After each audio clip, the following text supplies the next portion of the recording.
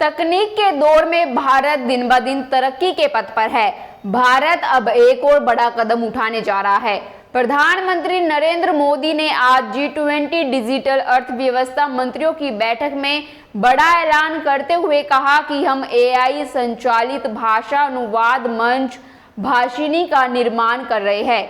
यह भारत की सभी विविध भाषाओं में डिजिटल समावेशन का समर्थन करेगा।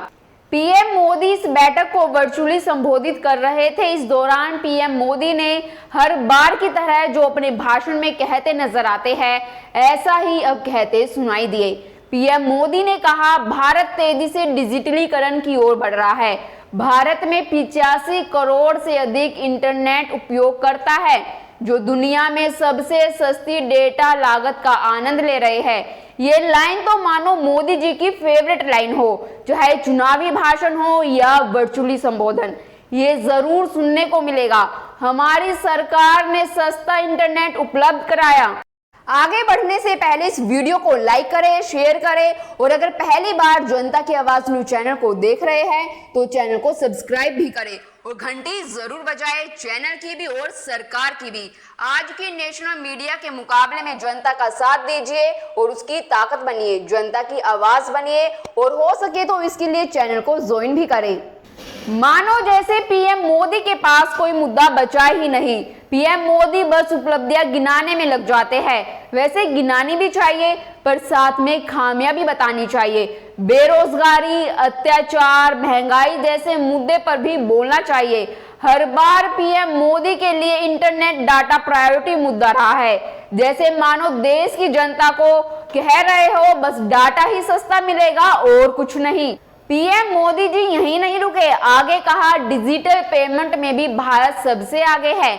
वैश्विक रियल टाइम डिजिटल पेमेंट का 45% भारत में होता है।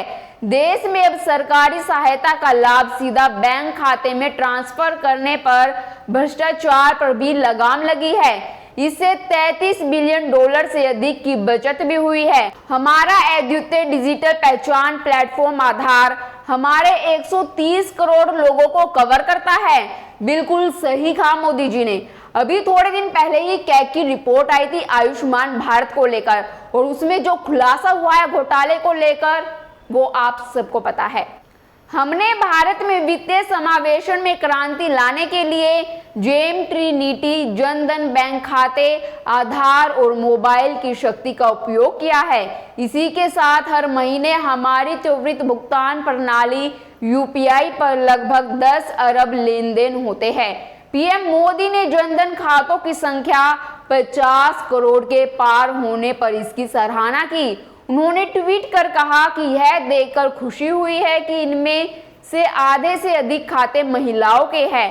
केंद्रीय वित्त मंत्रालय ने शुक्रवार को कहा था कि देश में जनधन खातों की कुल संख्या 50 करोड़ का आंकड़ा पार कर गई है, जिनमें से 56% खाते महिलाओं के हैं। केंद्रीय वित्त मंत्रालय के अनुसार जनधन खातों की कुल संख्या 50 करोड़ पार कर चुकी है। अब इसका क्या मतलब निकाला जाए कि देश में गरीबी 50 करोड़ के पार पहुंच गई है, क्योंकि जनधन खाता तो गरीब और जरूरतमंद लोगों के लिए था। इसका मतलब गरीबी अब भी बढ़ रही है। केंद्र सरकार G20 सम्मेलन के बहाने राजनीति करने और चुनावी कार्यक्रम चलाने में लगी है। G20 का गठन 1999 में हुआ था।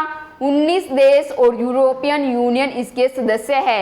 इसके गठन से लेकर अब तक 17 देशों में बारी बारी से G20 शिखर सम्मेलन का आयोजन हुआ है और अब भारत का नंबर है। और इसे लेकर जिस तरह से चुनावी कैंपेन चलाया जा रहा है और माहौल बनाने की कोशिश की जा रही है, वैसा किसी दूसरे देश में शायद नहीं हुआ। लगता है जरूरी मुद्दे से, मेन मुद्दे से लोगों का ध्यान हटाने के लिए ऐसा किया जा रहा है। नई दिल्ली में 1983 में 100 से अधिक देशों का गुटनिरपेक्ष शिखर सम्मेलन और उसके बाद कॉमनवेल्थ देशों का शिखर सम्मेलन सफलतापूर्वक आयोजित हो चुका है। लेकिन तब की सरकार ने चुनावी फायदे के लिए उन मौकों का इस्तेमाल नहीं किया। पीएम मोदी पर निशाना साधते हुए जयराम रमेश ने लिखा कि 5 अप्रैल 2014 को उन्होंने नरेंद्र मोदी को एक शानदार इवेंट मैनेजर बताया था, जनता का ध्यान भटकाने के लिए प्रधानमंत्री इवेंट मैनेजमेंट ही कर रहे हैं।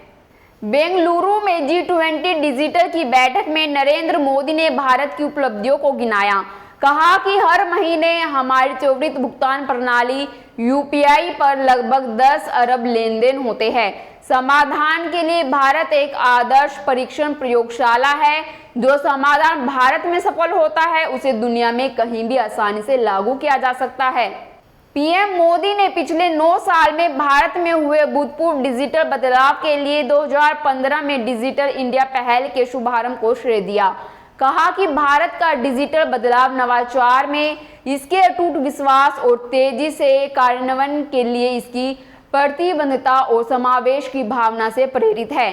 पीएम मोदी ने शासन को बदलने और इसे अधिक कुशल, समावेशी, तेज और पारदर्शी बनाने के लिए टेक्नोलॉजी का लाभ उठाने के बारे में भी बात कही। जितनी भी पीएम मोदी ने G20 में बात कही है, सारा का सारा चुनावी प्रचार लग रहा है। आपकी क्या राय है इस मुद्दे पर? अपनी राय कमेंट कर जरूर बताएं और बाकी खबरों के लिए देखते रहिए जनता की आवाज।